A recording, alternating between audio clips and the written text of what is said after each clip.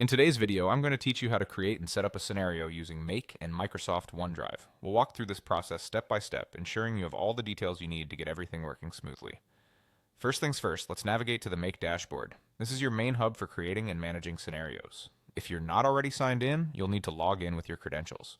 Once you're in, you'll see a large array of options and tools designed to help you automate various tasks. Next, look for the option that says Create Scenario. This is where the magic happens. Clicking on this will open up a new interface where you can begin building your scenario. At this point, you'll want to type OneDrive into the search bar. This is the component we'll be integrating with Make, allowing you to manage your files and folders directly from this platform. Upon typing OneDrive, a few options will pop up. You'll want to select the one titled simply OneDrive. Once you've clicked on it, you'll be given various action options you can perform on your OneDrive account. For the purposes of this guide, let's click on Search Files/Folders or Any. This action allows you to find specific files or folders within your OneDrive account. Now it's time to establish a connection between Make and your Microsoft account. Click on Create a Connection, and a prompt will guide you through the process. Make sure you're logged into the correct Microsoft account to avoid any confusion.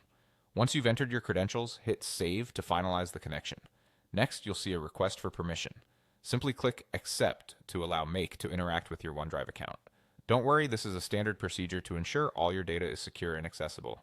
With permissions granted, the next step is to choose a OneDrive location.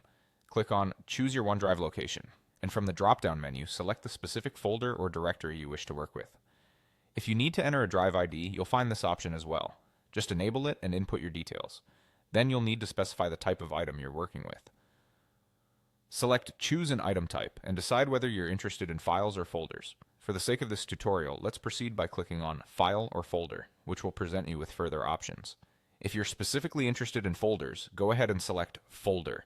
Once everything is set up correctly, remember to click on Save again.